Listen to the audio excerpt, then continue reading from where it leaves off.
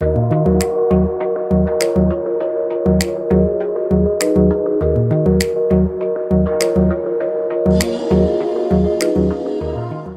guys, and welcome back to Teen Muscle Radio and episode number 39. So guys, thank you very much for tuning in for another episode. The support on these recently has been awesome, and I'm very much looking forward to bringing you today's episodes with a special guest, Paul Revelia. So today we have got Paul joining us to discuss primarily getting into the coaching industry and coaching physique athletes. Now, Paul is the owner of prophysique.com, which primarily work mostly with physique athletes, but I believe that Paul's got experience with working with a wide range of both general population clients, male and female, all across the board, and several years in the industry. Paul himself is a competitive natural bodybuilder, actually a pro natural bodybuilder. He earned his pro card in 2009, which was actually his second show, which is really, really interesting and inspiring for me. I think he won his novice show first off, and then came back and won his pro card in the second show. So amazing physique. Also, you can just type his name into Google and see his physique, which is really outstanding. I think later on into his training career, he's now competed in physique, and has sort of taken up that as a competitive endeavor. But now definitely, I talked about Paul, I posted up in my small Facebook group that I got you coming on, and a lot of people know who you are and love your stuff, and specifically what stands out to me is how, and why I wanted you to come on today, is how you've advanced as a coach and how your content is advanced as a coach, because obviously you've been in this industry for so long. It's incredible to see how people who have been in the industry since close to the start, when Lane was coming up, etc., and now how those people are adapting to what the industry is like today, and what especially our subculture of bodybuilders / YouTubers / social media influencers have all sort of come together as. So I'm super excited to have you, Paul. And how are you? How are you doing? Are you all good? It's awesome. Today is Wednesday morning, and we're just grinding through each day right now with lots to do. So Friday, I'm leaving for Austin, Texas, to go hang out with Nick Bear. If you guys aren't following him, he's a fantastic YouTuber. He's kind of documenting his journey in the process of building a supplement company, a gym. And then the week after that, I'm going to Chicago for some of my clients are competing at a national show here in the NPC. So, it's for me right now, it's all about just doing the next thing, just continuing to add and build, and not being complacent, and doing more and doing it better, and being a better coach, being a better friend, being a better father, just all around all the stuff, doing it all the time.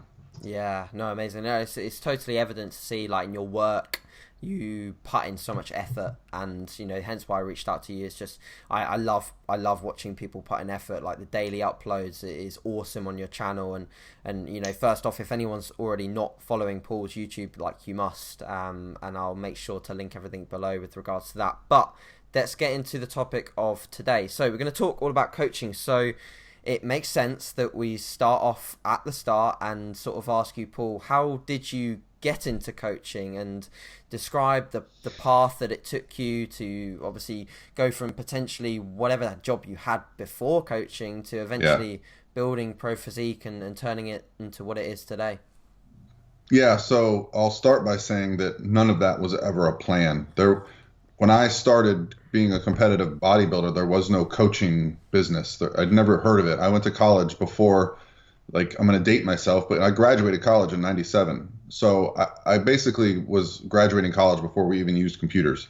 I mean, there was a computer lab at the school, but it wasn't like you used it. So it was never a job. I never thought, I want to be a coach. I literally just enjoyed bodybuilding to the point where I was always looking for information.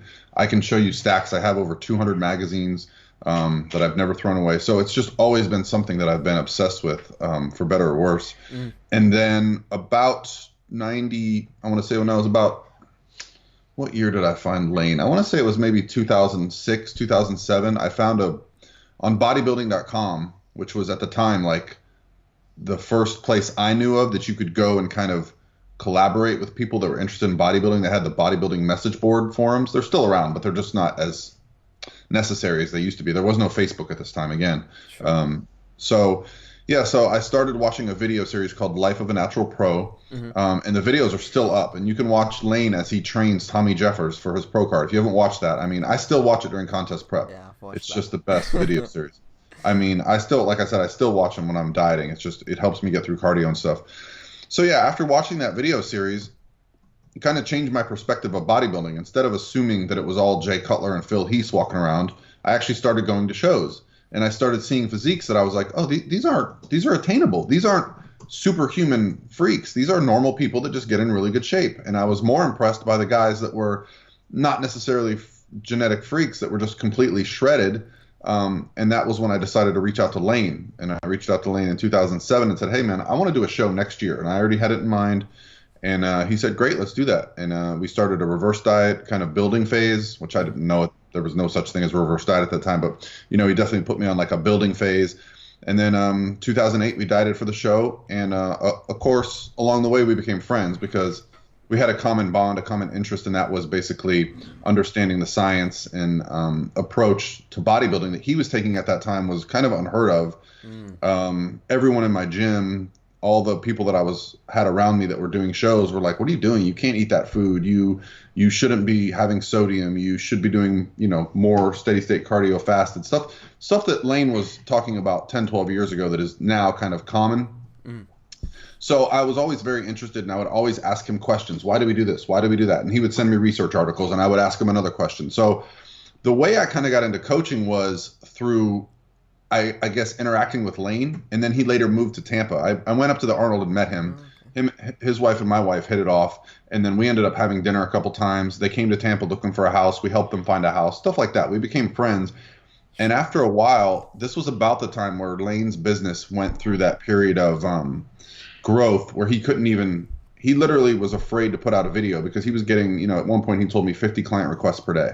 Wow. Like, I don't know if you know what it likes to get 50 emails a day for coaching because, as a coach, I feel obligated to talk to every one of these people. And he had the same thing. And he kept saying, hey, Paul, you should be a coach. And I thought, there's no way.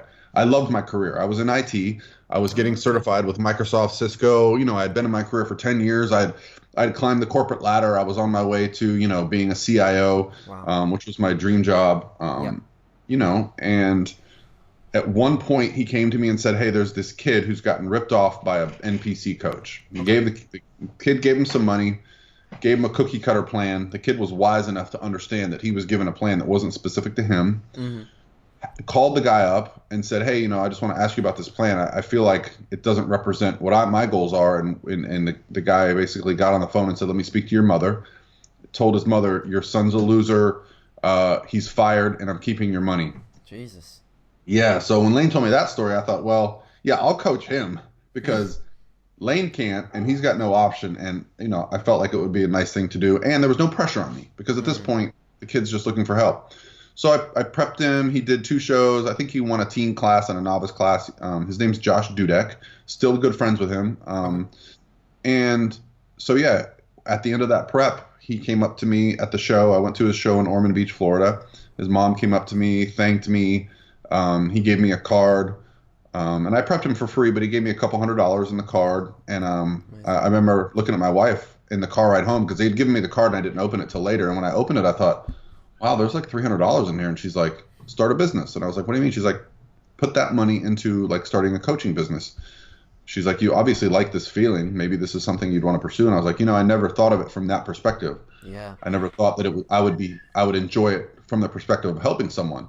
That was it. I bought the name Pro Physique, had to haggle with the guy online for prophysique.com, but that was it. Just, spent the next few months and years kind of adapting. And once you start changing the mindset from you want to be a coach, you start changing your behaviors to reflect that of a coach. And and then from there, luck definitely plays a role. I've been very fortunate in my associations, but I also have always gone out of my way, out of my comfort zone to put myself in position to learn and to know the people that hold the keys to what I wanted to do. Sure. I mean, that's an amazing story. I think that the most important part of that story that I took away from that I think that other coaches can take away as well, is the fact that you actually quite naturally got into coaching and found it as a result of a passion, as opposed to finding it as a result of thinking that this is going to be something that just provides a monetary value. And, it was only after you did it that you realized that there was potentially monetary value behind it, which I think is, in today's day and age, perhaps the thing that goes wrong with some coaches is that the pure driver is monetary value and money, as opposed to, I really love bodybuilding and I really love coaching people. Now let's see if I can make some money. So I think the way that you got into it is so ethical and awesome in the way that you were just passionate about it, and you met someone that was passionate about it as well, and that you could coach through the process. And that brings you on to sort of the same thing. Like, you were high up in IT, and I think this is a general worry with other people as well, is did you keep your IT job for a while as you built up your Pro Physique business, and how did that look over the course of time? Yeah, so there's a very fortunate thing when you work in IT. So at the time I was a systems administrator, network administrator, desktop support. I kind of ran the whole department for my company. So I had my own office. Okay. And IT for the most part is a lot of maintenance. There's a lot of setup work, and a lot of like daily tasks where I help people, but it also was a lot of time sitting at a desk. And so I became known as a guy who replied to emails very quickly. If someone emailed me, I was emailing them back right away. And it was because I would literally be at my desk every day at 7 a.m. till 5 p.m. And if I'm working on something, I had 2 monitors. I set up a second monitor in my office just for Pro Physique emails, and so even though I only had 4 or 5 clients the first year, like, they got a response right away. And so I think, and then eventually what happened was, I remember the first month that my PayPal income surpassed my salary. And I thought, wow, what the heck's going on? I'm very pragmatic. I always would say, well, that's just 1 month. That is what I would consider an anomaly. Sure. But there was definitely a trend over time. And so I probably would have kept my job even longer had my wife not gotten a job opportunity. So she worked for Chase, which is, obviously a huge bank. They offered her a job promotion from a branch manager of a single branch to a regional manager of like 13 branches. Okay. So she was going to be getting a raise and the opportunity to move up in the company, but it required we move from Orlando, Florida to Jacksonville, Florida. Okay. About 2 hours, and I couldn't commute 2 hours. And at the same time, my coaching business was at that breaking point. Like, I was actually earning a little more than my job. So I thought, and at that time in IT, to be fair, like, I was getting heavily recruited. I had 3 or 4 job interviews with other companies. So I felt like, okay, if I go do this coaching thing and it fails, I'm going to be able to get another job. Yeah. At that point I had completed a master's degree. I had plenty of certifications. I had 10 years experience. So I had some things in my pocket, like, let's do this. So oddly enough, what happened was, as soon as I went to quit the job, we moved to Jacksonville. My priority became my business, because now I was really interested in succeeding. Yeah. The first thing I started doing was going to more shows, attending more events, being around my clients more. And so my coaching business doubled within a few months. Yeah. So it just actually, the time freeing myself up actually allowed it to really grow at that point, because I was no longer a guy who coached. I was now a coach. Yeah. So I think that changed people's perspective. Yeah, no, absolutely. I think that, a lot of people will think that it's quite an easy process just to sort of build up a client base and get straight to the big money, or earning enough at least to tick over. And especially yourself with a family to look after and bills to pay, you're in a position where you had to essentially take a little bit of a risk to leave the job that you did have and the security there. And I think that a lot of older coaches could potentially resonate with that, whether they're moving into, PT or online coaching. It's all about building a client base. And that sort of nicely brings me on to my next question in regards to building up a client base. How did you do that? Because obviously, you had that one client, the young guy, and obviously built up from there. And potentially you had some.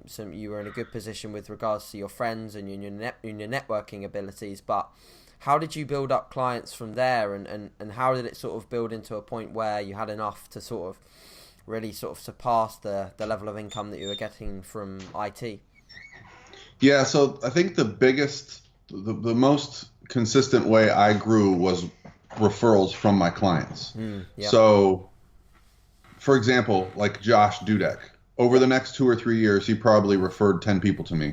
I can't say if all 10 signed up, I don't remember, but I would get an email like Josh sent me, because what happens when someone goes through an extreme change, and you'll know this, like when you're in the gym and you see somebody who's been the same weight or look for 5 or 10 years, and they suddenly drop 20 pounds of body fat and do a bodybuilding show, and they're wearing tank tops and their veins are popping out. Yeah. Immediately people start going, what are you doing? What's different? Yeah, Oh, for I'm sure. working with this coach. Mm-hmm. So, and I think early on I was getting like, I would sign someone up, and then their sister would sign up, and then their mother would sign up, and then somebody from the gym would get them. I remember at one point I had 3 firefighters from the same, station sign up. I had, in succession, I had one sign up, then another guy saw his thing, and another, so it's like, it's kind of built up basically through word of mouth. And then again with Lane, like, don't underestimate how big he was at this point. Like, he was literally the biggest coach in the world, and he wasn't taking on any clients at this point. He was basically full, maybe adding 1 or 2 clients a month, if that, based on attrition. Okay. And so, yeah, I would get, I was probably getting 60-70% of my business at that point from Lane. Wow. Just basically, if Lane said, hey, I trust this coach, people were like, take my money, we'll figure it out. It was, versus if someone found me, they would be like, well, how does this online coaching thing work? I'm not really sure about it, because this was in the earlier, days. So Sure.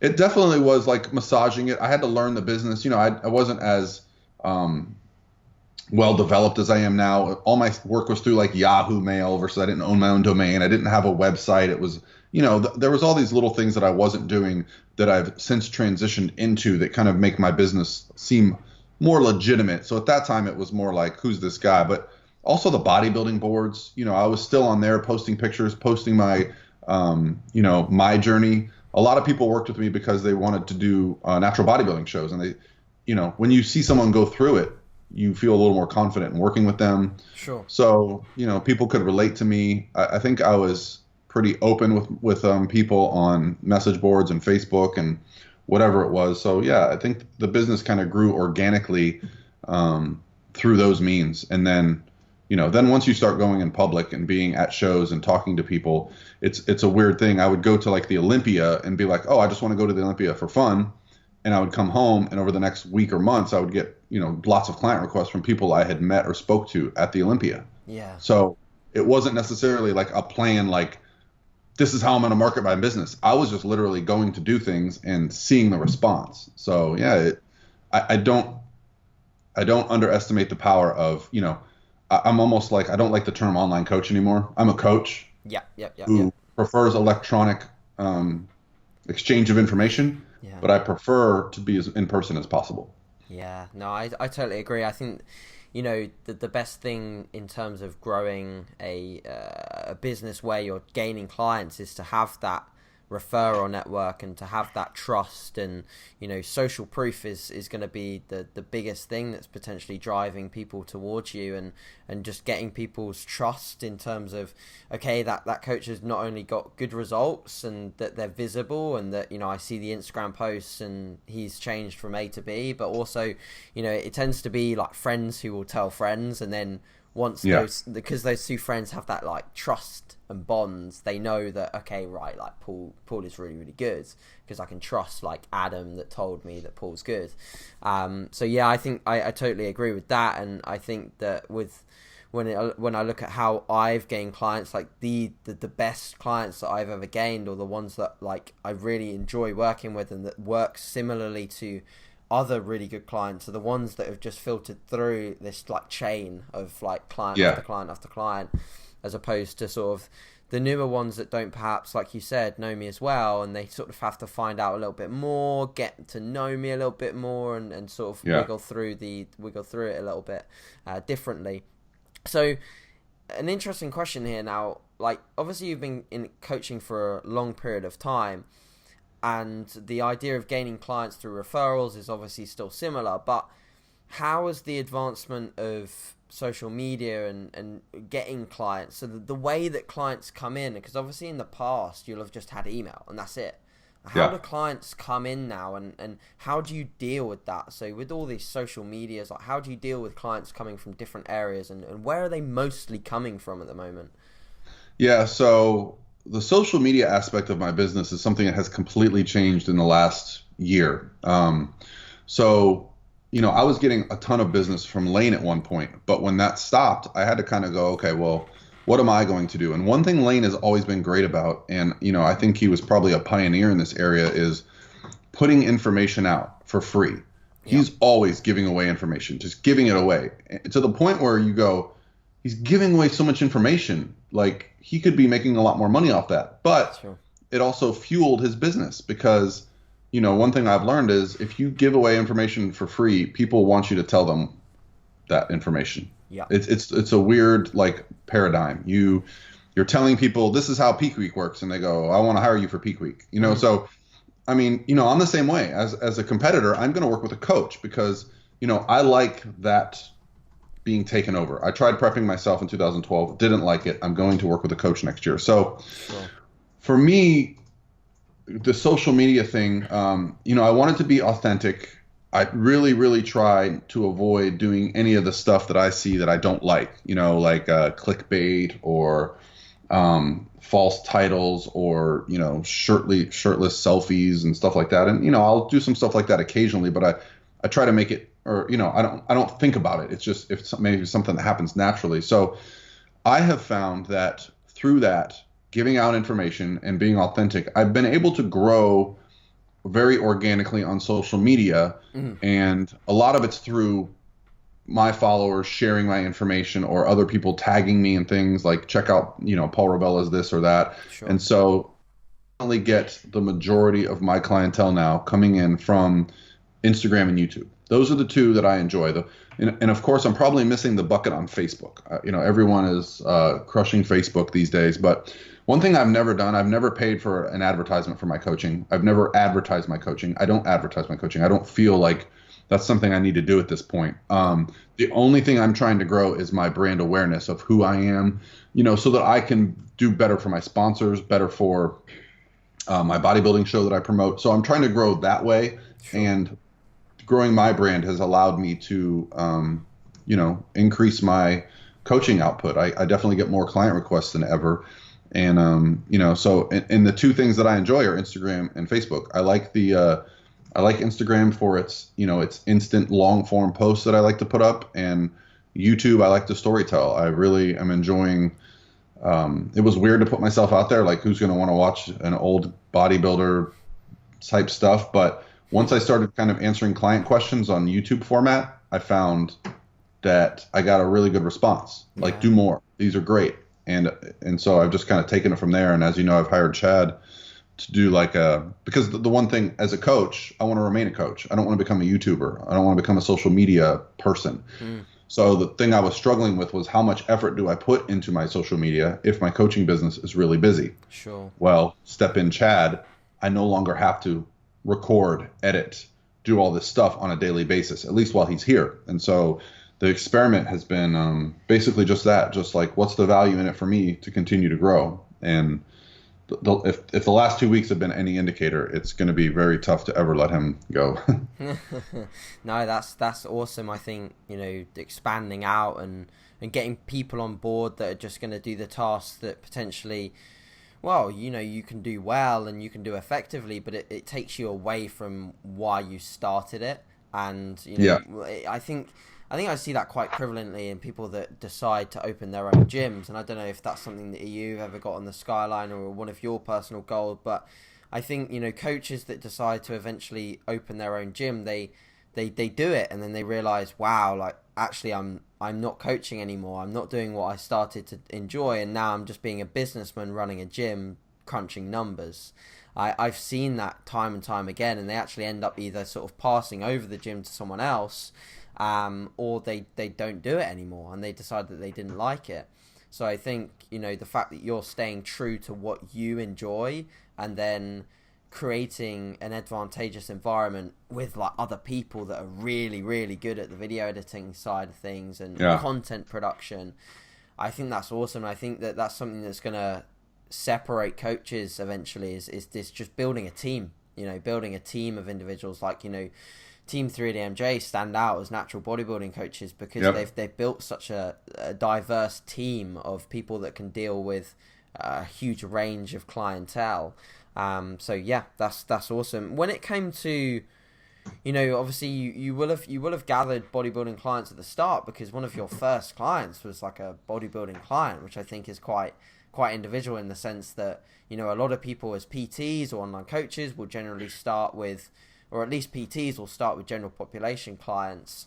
And it's funny that you had your first online client as a competitor because that's actually the exact same as me.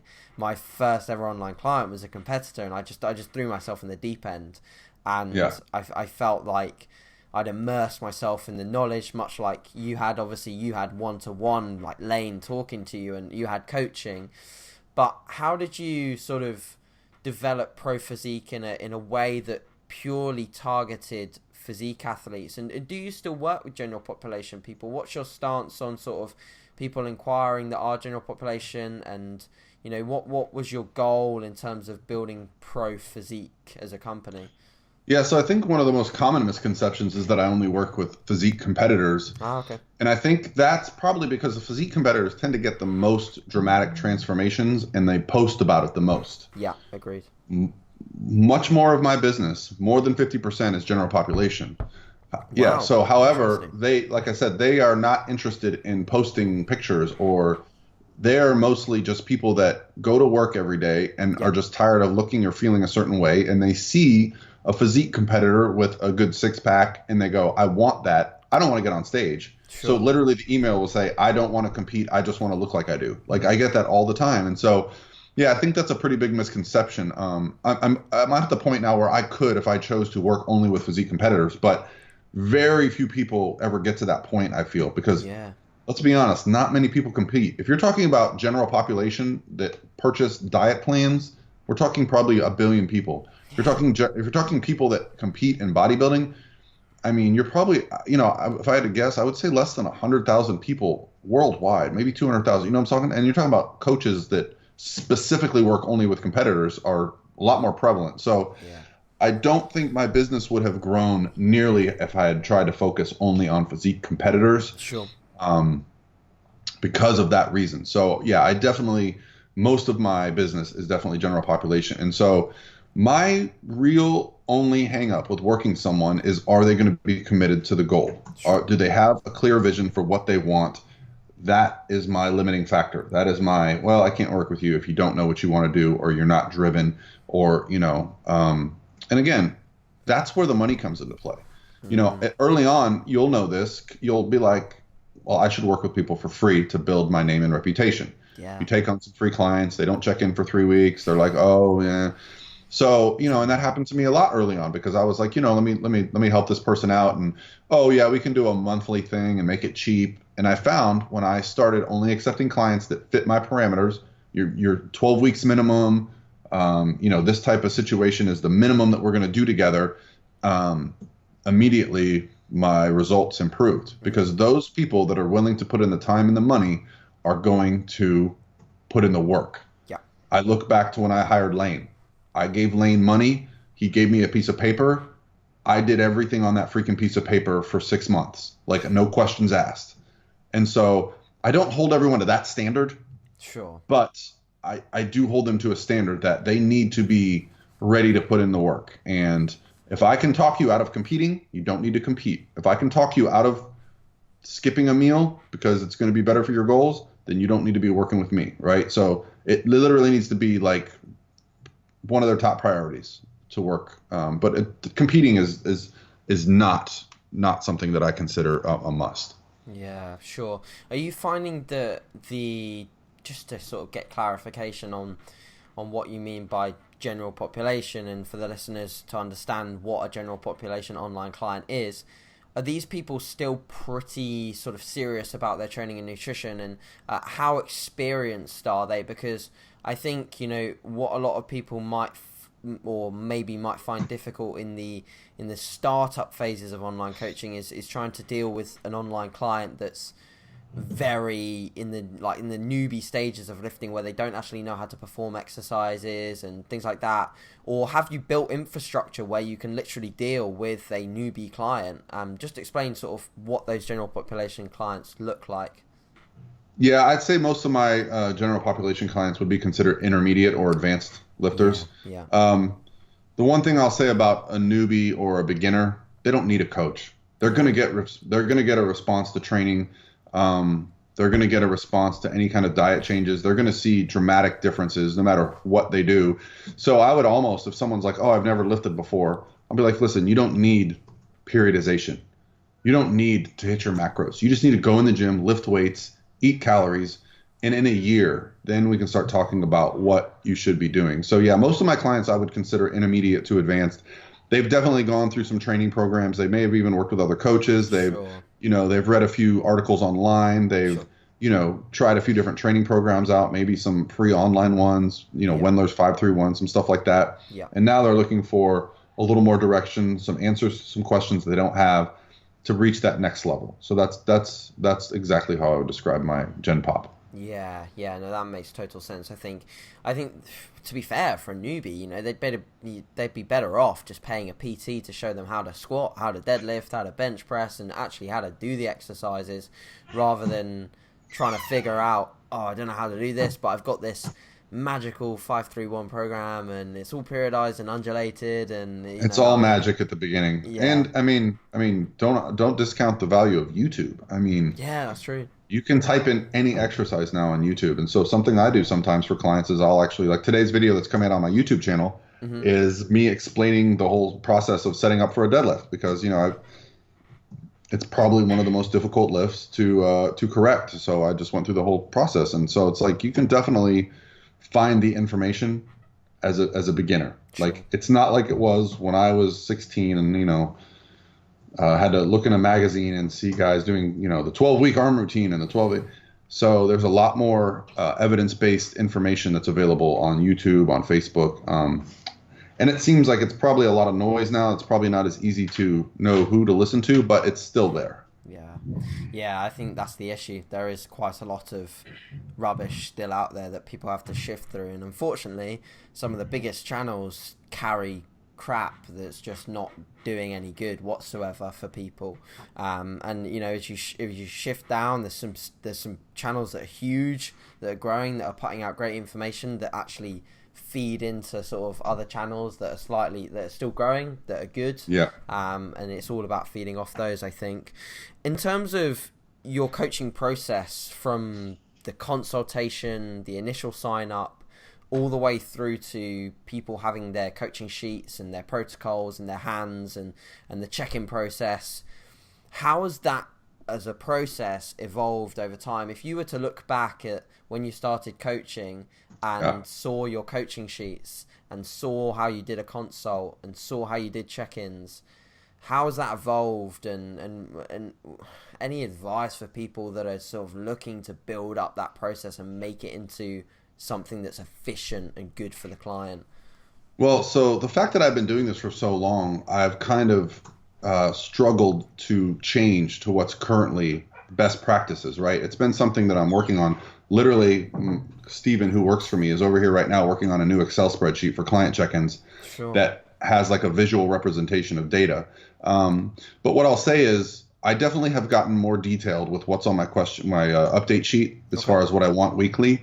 Yep. Probably the biggest change is the frequency with which I do FaceTime, phone calls. I'm much more likely to do a 3-minute phone call with a client now than ever before. I think early on I learned, I was taught or experienced that I should keep an arm's length with clients. I should try to keep it to email only. Okay. I have since shifted. I really try to keep it as personal as possible. And that was kind of through trial and error. There was a couple times where someone would say, hey, can I speak to you and ask you some questions? And I would go, oh no, this is going to turn into like every day they're going to want to talk. And so I would really and what I found was I would be very nervous for the phone call, and I'd get on the call with the client anxious. I'd be like, oh, I don't want to do this. And I'd be like, regretting it. And then the phone call would happen. We'd get off the phone and I'd feel like excited and happy and That was like good. Yeah. more involved in them. And they would be, and so I was like, okay, so it took a little while for it to hit me, but I felt better about my coaching, Yeah. Yeah. being involved in their lives. And yeah, so I've taken the approach now where I'm trying to be more personal, and more involved. And so, yeah, I think now I see some coaches. So there's two things as a coach that you have: time or clients. Early on, Yeah. you have a lot of time and no clients. So I see some of my friends that are coaches that only have a few clients that are putting amazing effort because they have all this time into these update systems. And it's not lost on me. Like I am always trying to get better. And so my goal is going to be, why is my wife crawling on the floor? What do you need, babe? I'm on a podcast. My wife's trying to hand me something. So what I'm trying to do is pay attention to what people like and don't like and adapt that, not be a dinosaur and be like, this is the way I do it. This is the way it should be done. No, I want to do it the best way possible. And so, yeah, I'm constantly looking to evolve my business to best practices because again, FaceTime nowadays, it's like texting. A couple Yeah. of years ago, it wasn't available like that. Yep.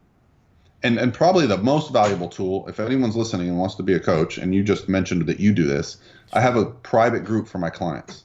Yeah. I've been doing it for 4 or 5 years. I think there's 400 or 500 people in there. They're not even all clients anymore. They're former clients. Past and current. Yeah. They're people that I've done camps with. They're people like Katie Ann Rutherford, who, although I've helped coach her from here and there, is mostly just a friend, but she comes and does my camps every year. So she's in there. People like Ryan Doris, who I've never coached. So there's people in my group that are just fantastic people to bounce ideas off and ask questions of. And then you've got hundreds of clients that I've worked with over the last few years that have gone through reverse diets, contest prep. So it's a resource now where people can feel like they can go on the internet, ask questions, and not feel like the whole world is looking at them. Yeah. It's literally only people in my group. And so that bond, that group literally led to me doing a camp last year because all the people on the Facebook page were like, hey, we want to hang out. Yeah. When can we do this? I was like, well, if you want, I'll host a camp and we'll all just come to Tampa. So last year was the first Team Pro Physique camp. This year we're doing our second one in November, October. And so, yeah, that would be my biggest thing is allow your clients to interact because it will help you understand how things are progressing and allow them another resource. So every time they have a question, what's the best sugar-free gum? They don't have to email you. They can go into the group and discuss it, and you can jump in when you can. There's literally like days that go by that I don't go in there, and I'm like, look at all these conversations. It amazes me. It's like the modern day forum, isn't it? It's exactly what it is, and doesn't cost you anything, just time. So there's that time thing again. You have more time and you have less clients. So it might seem silly at first if you have 5 clients to have a private group, but when you have more time and less clients, you can do things in that group like offer advice, post articles, post research. Now it's less me and it's more like I have a few people that are in that group to kind of drive the conversation and move it forward.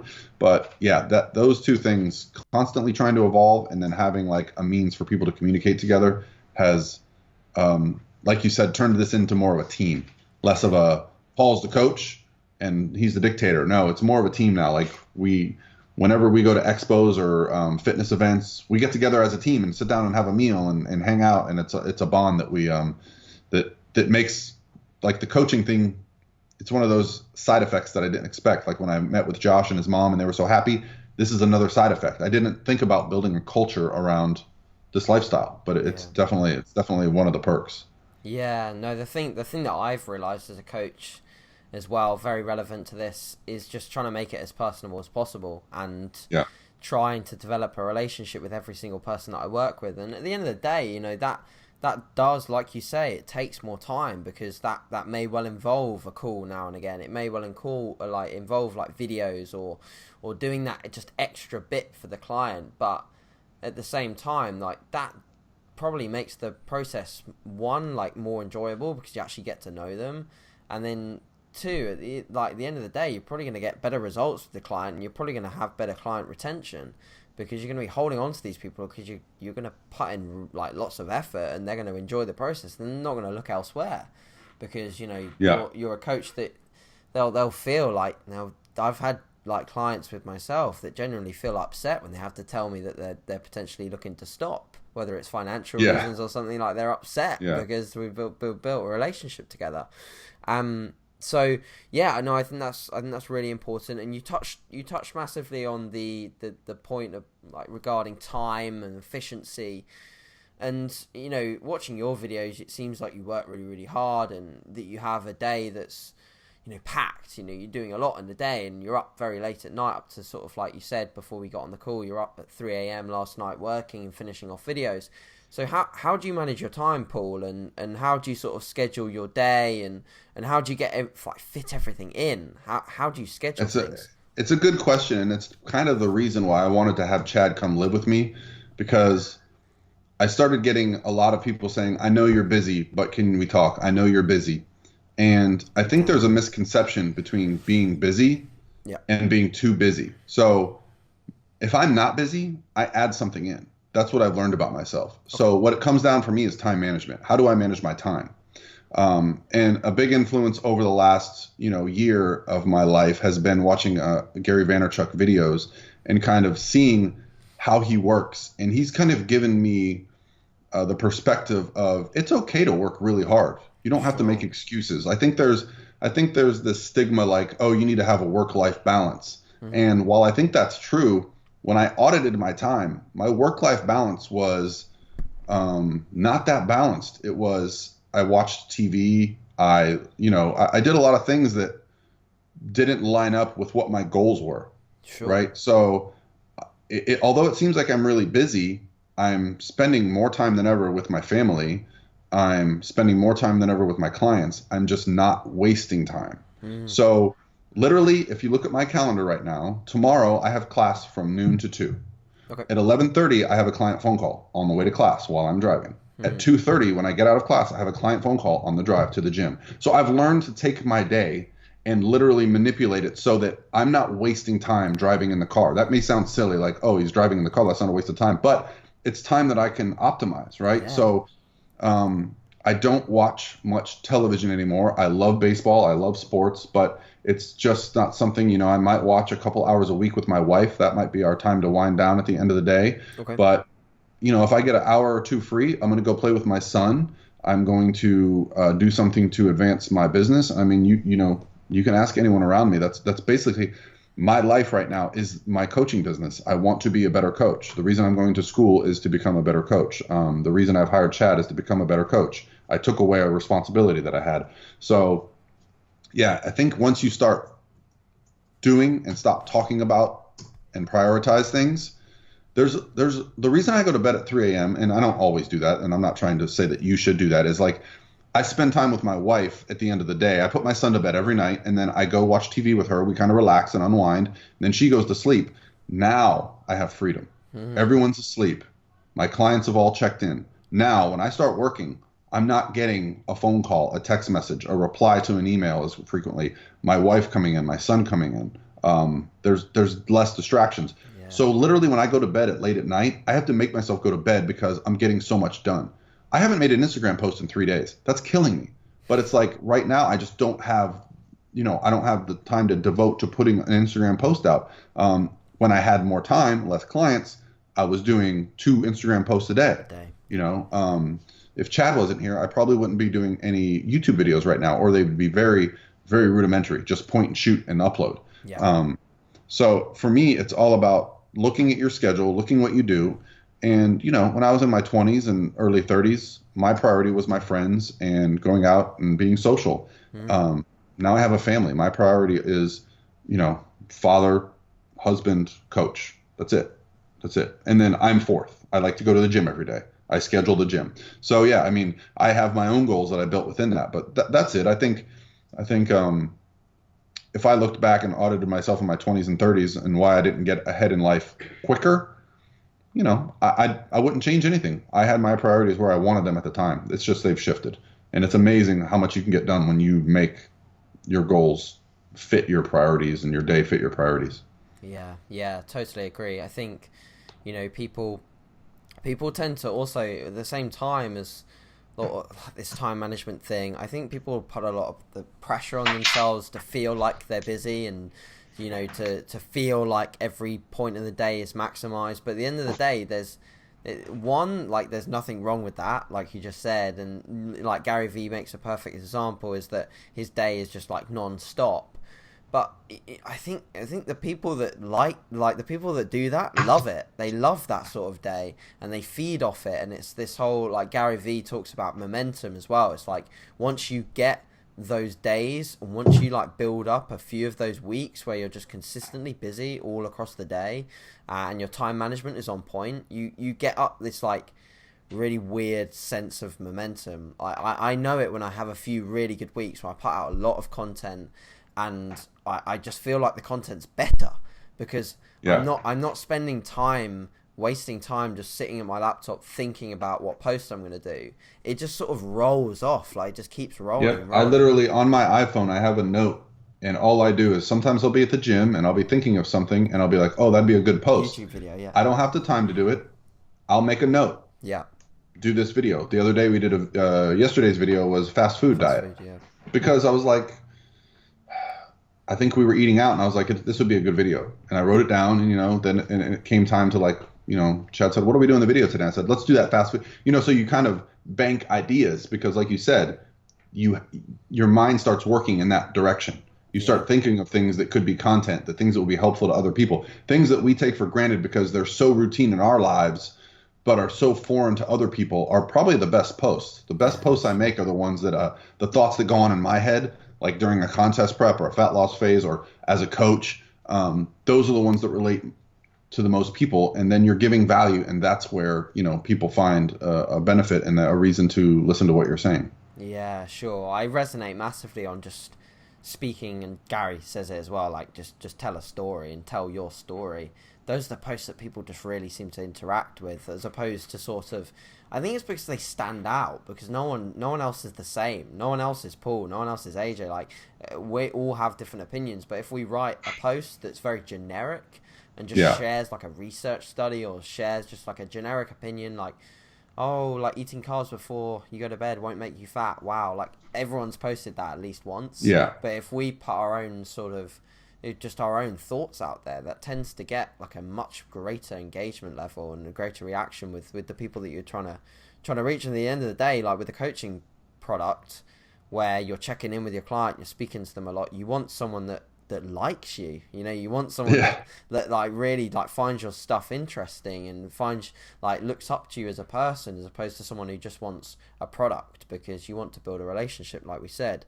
In terms of, like, Gary Vee talks about this as well, is sort of playing to your strengths and identifying where what you're good at and how you're good at it. So with social media and the advancement of that and the benefits that that's provided towards your coaching, how have you over time realized where your strengths lie, and where do you think that you've figured it out yet? And do you think that there's any process that people can go through in terms of figuring out where their strengths lie, and what's your opinion on that at the moment?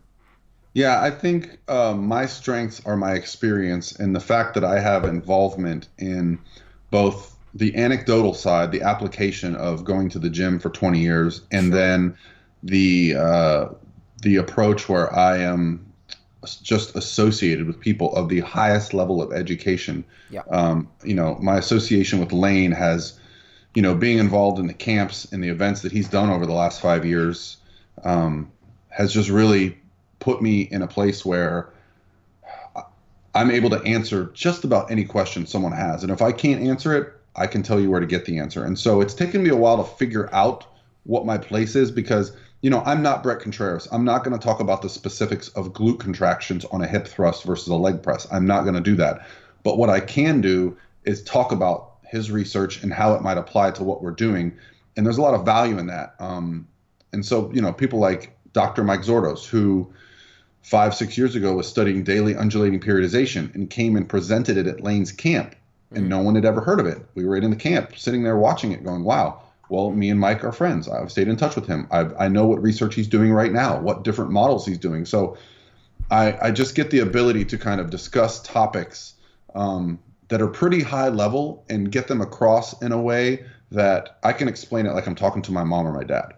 That's kind of where I see my strength, is a mediator of information and someone who can take research or evidence-based stuff and kind of apply it to people in a way that's going to benefit them, right? Because, you know, there are two different, very, very different things. You've got the person who doesn't want to listen to anything evidence-based, and then you've got the scientist person who is purely black and white. And then there's truth in the middle. And I think that's where I add value. It took me a long time. You know, I would answer emails to clients and answer their questions, but it took me a while to like get the confidence to do it publicly.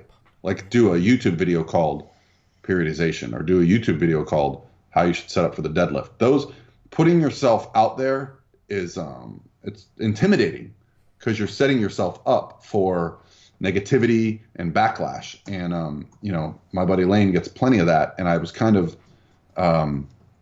worried something similar would happen to me, but we just have different personalities. I'm not confrontational. Lane loves a good challenge. He loves when someone challenges him. That jacks him up. He gets excited. For me, if someone challenges me, I'm not going to challenge them back. I'm going to say, well, okay, I can see how that might be true for you. Let's move on. You know, so it's allowed me to kind of be comfortable putting out information. And my strength is, I think right now, like I said, just giving information that's valuable to the person that, you know, while they're interested in an evidence-based approach, they're not going to go read studies and look up, you know, study design and understand how our things will work. Whereas I'm discussing those topics on a daily basis with the people that I'm around. Yeah, sure. I think that that's probably, you know, why you've progressed so much as your environment, and, you know, the people that you've managed to surround yourself in. And a lot of the time I'll get asked as to how to improve as a coach and how to gain more knowledge. And I think there's quite a sort of a fray of arguments between the power of anecdotal stuff, so the power of developing your coaching practices and just working with people, versus the power of going, you know, knee deep in the studies and reading every research paper out there, and that will make you a knowledgeable person potentially. So what's your balance between this? How much weight do you put in the anecdotal stuff for coaching and building you as a coach versus the anecdotal in the trenches, does this work with a client type thing? Which do you weigh more in, or do you do both? Yeah, I do both, but I definitely probably weigh more heavily on my experiences and what's been successful for me. Sure. And kind of paying attention to trends. There's a value in having, you know, worked with over 1,000 clients over the last 5 years, is that there's a lot of data in my brain.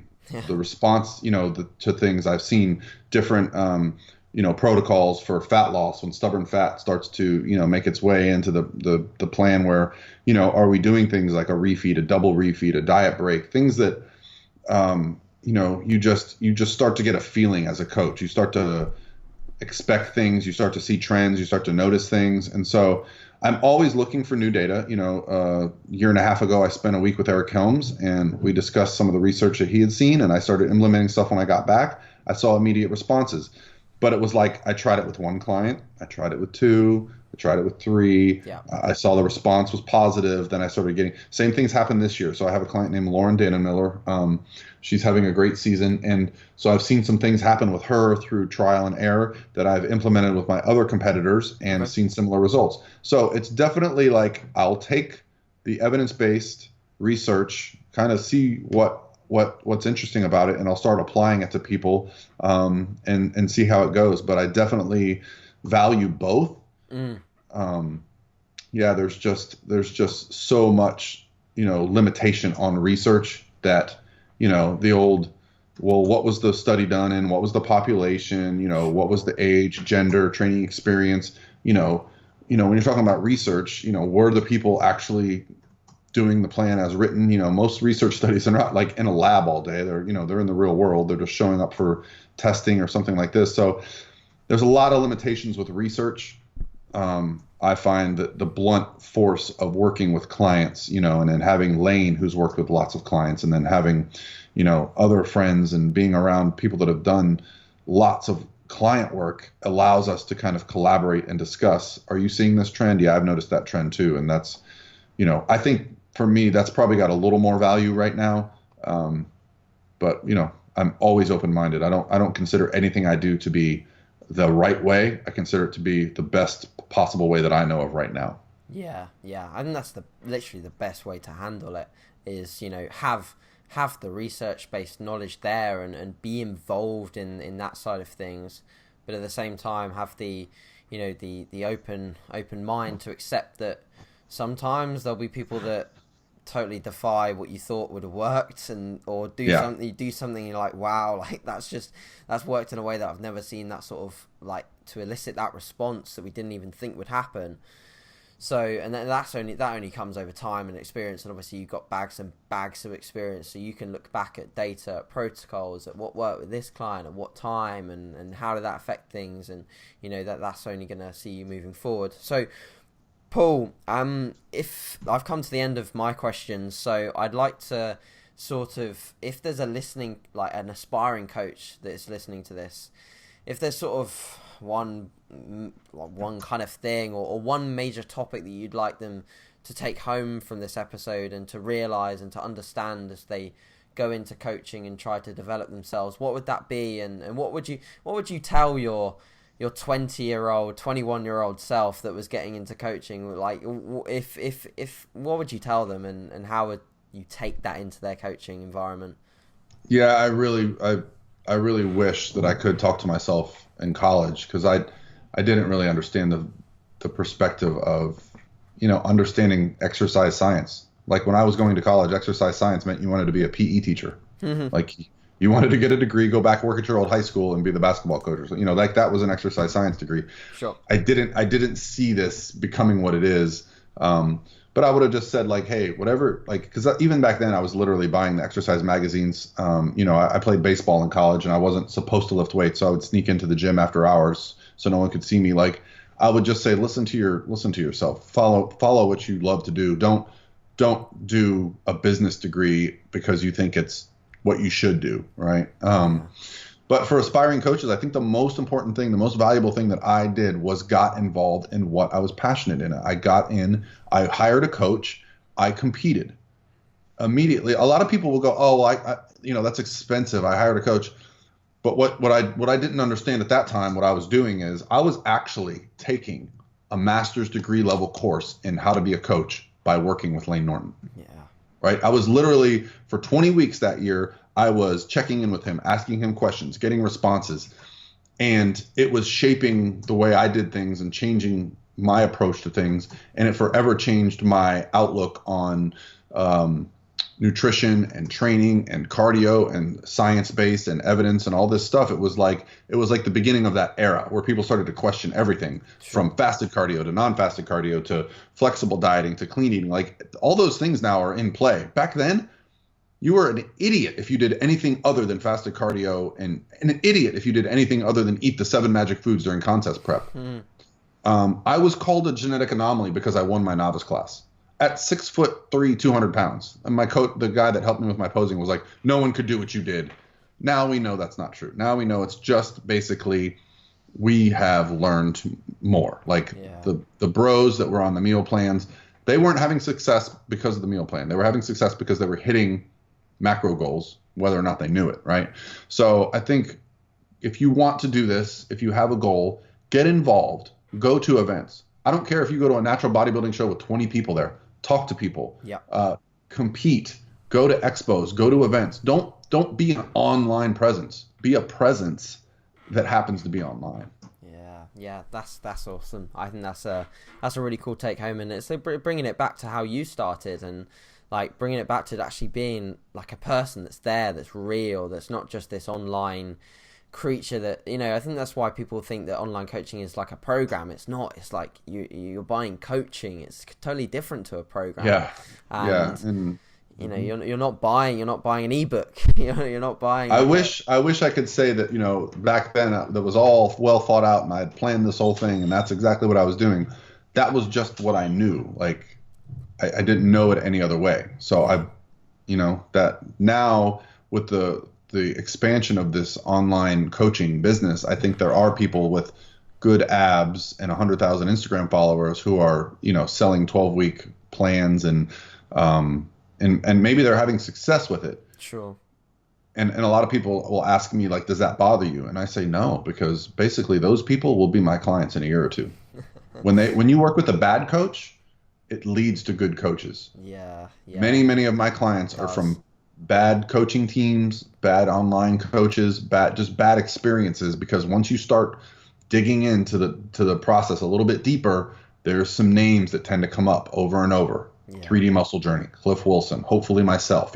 These people are putting in the work to be coaches. They're not, oh, I have 100,000 followers, I guess I should sell meal plans. yeah. It's a different mindset, and I guess both can be probably successful, but I sleep really good at night and I wake up really excited and I can't wait to get to work when we get off this phone call. And, like, I don't know that other person feels that same way. I don't know that they're going to be No. happy with themselves in 10 years. I don't. Yeah, no way, no way. They can't possibly have any sort of happiness in what they're doing because they're not providing the value that we're doing. They're not providing that, and they're not getting the satisfaction of seeing visually perhaps what they're doing, because it's just all it is potentially just a number coming into their bank account, and that's completely different. That's not coaching, and that's not making money in the most ethical way possible in my eyes. Anyway, thank you, Paul. I'd like to say thank you very much for your time. Really Very appreciate it. welcome. And it's been an awesome episode. I think that everyone will take home some cracking tips from this. Obviously, for the listener, I will leave all of sort of Paul's links to his website, which obviously has his coaching details on if you wish to contact Paul, and also his YouTube channel, which is, like I said, a wealth of information that puts out currently daily content, and obviously his Instagram, etc. I'll link all of his socials below. And yeah, guys, thank you very much for listening. I hope you enjoyed this one, and we will see you back for episode 40. Cheers, Paul. All right. Have a good day. Thank you.